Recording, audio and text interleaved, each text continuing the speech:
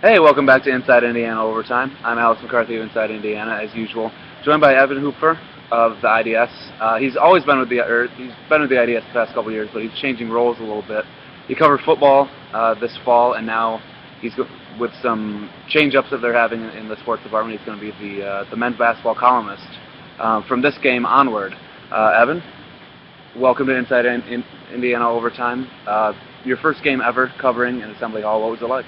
Well, the view's a little bit better than the balcony, but it was a really cool experience. I got to see up close and personal, you know, the sweat dripping off the players and the reactions from the coaches, and it's really nice being right next to the opposing visitors' bench. You can see what their mood is like throughout the game, so it was a great experience. Yeah, and that mood was not very good for most of the time. For Oakland tonight, they were the opponent coming in here to face Indiana, and really it wasn't, I mean, it was kind of somewhat close early on, but really, for the most part, Indiana really ran away with this one. Indiana ends up winning 81-54. They had a 20-point lead at halftime, just kind of cruised from there. The story was another Evan, not this Evan, was Evan Gordon on the court, who scored 26 points, 3 short of his career high, and it was the most that he scored in an Indiana uniform this season. The past 2 games, he's 17 for 21 from the floor. He's hit his first 7 shots in both games. He hit his first 8 tonight. And was just, I mean, he was doing everything well on both ends of the court, really. He absolutely filled the box score. He ended the night 10 for 12 from the floor, 4 for 5 from behind the arc, 5 rebounds, 3 assists, 3 steals, and even a block. Even little Evan Gordon got a block somehow. He blocked Bader on the 10th three-point attempt. Yeah, and he was instrumental, as a lot of the IU players were, in shutting down someone who was thought to be one of the more dangerous three-point shooters in the country, really, was Travis Bader of Oakland, who came into this game having hit a three-pointer in 62 straight games, which was the current, which was the longest active streak, I guess. And Indiana was able to limit him to 0 three-pointers. They ended that streak. He was 0 for 10 from the floor. Evan, I mean, what did you see out there that they were able to do to shut him down and really shut Oakland down, who's a fairly good shooting team? Well, with Bader specifically, by my count, there are 7 different Hoosiers that guarded him throughout the game. Everybody from Yogi, who is 6 feet, to Jeremy Holloway, who's 6'8". Just everybody was giving him trouble all night, and they're switching everything. And then Tom Crean said that after that IU wants their switching to be a strength, and today it definitely was. Bader was a 40% career three-point shooter coming into the day, and then he leaves as a 39% shooter. Those 10 misses were very uncharacteristic for him, but really was a testament to what IU's strength, I think, will be this year, which is their perimeter defense. You know, they got so many more pure athletes than last year with Troy Williams and Jeremy Holloway. Even Stanford Robinson, Evan Gordon, Yogi Ferrell, those guys can all stay in front of people. And Oakland's offense was just stagnant all night long. They're taking contested jumpers. And with Bader specifically, his first couple of jumpers were very contested. Then he got some open looks, but IU was just too much into his head. So he really couldn't get anything going all game.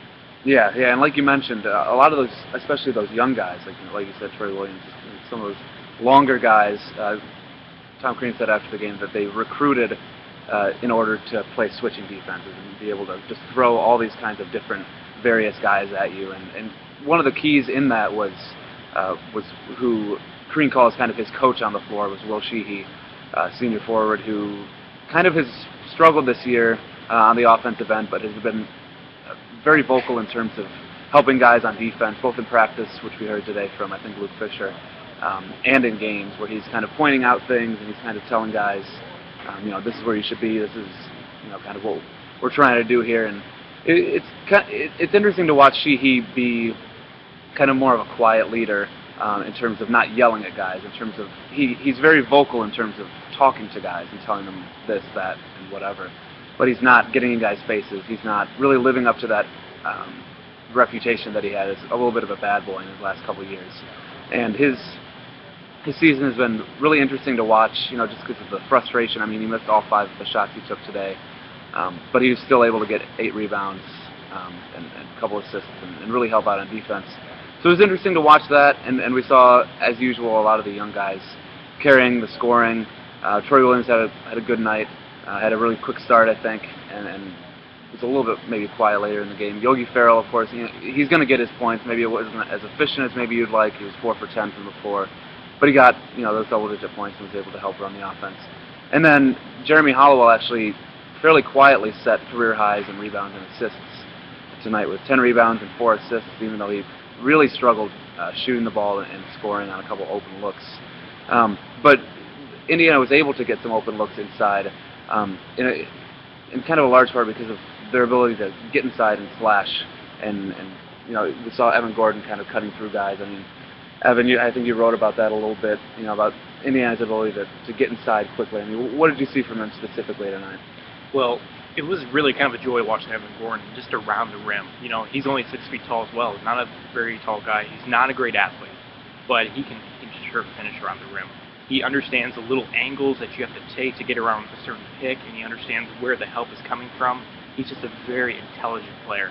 And one player that I really see a lot of promise in is Stanford Robinson. When he can get to the basket just about when anybody is on him. Plus, he's left-handed, so that is an extra bonus for him. So I think I use that at its best when it's when it's slashing in there and it's getting those easy looks that maybe they don't make, but then you got Noah who's cleaning up the boards offensively. So I think that's a lot of the reason why Evan shot 10 for 12 tonight is because all of his shots pretty much were within 5 feet of the basket. Off the top of my head, there were only a couple shots that were kind of ill-advised. One at the end of the first half, but they all went in. It was just his night. It was absolutely, and I think Luke Fisher said that it was just his night tonight, which we thought was his night on Saturday night when he was 7 for 9 from the floor. I mean, we thought that was a great performance of his. And then tonight he was just like you said. I mean, just everything went in. He could have done a somersault and thrown it over his head, and it would have somehow gone in. And we'll see if that continues. Obviously we're probably not going to expect 20 points a game from Evan Gordon or anything like that. But to have that option, that scoring option off the bench from the guard position, and that ability to shoot, where he was able to kind of pick and choose his three-point shots and make a couple, is going to be really important if he can kind of continue that. And we're going to see if that carries over and if a lot of the increased ball movement that we've seen from IU the past couple games, the ridiculous rebounding margins. I mean, they out-rebounded Oakland 52-28 tonight, just absolutely dominated. Like you said, Noah Vonleh had 10 rebounds again. Jeremy Hollowell, and really just a team effort on the boards tonight. And we'll see if that continues against Notre Dame on Saturday at, I think, 3:15 at Bankers Life Fieldhouse in Indianapolis as part of the Crossroads Classic. I think I'll be there. We haven't heard anything official yet, but I plan to be there. I plan to, a few of the Inside Indiana guys I think are going to plan to be there. And we'll have full coverage from that and leading up to it. So stick with us here at Inside Indiana. Again, Evan, thanks for being on. Maybe not the last time. We'll bring on some more guests and whatnot.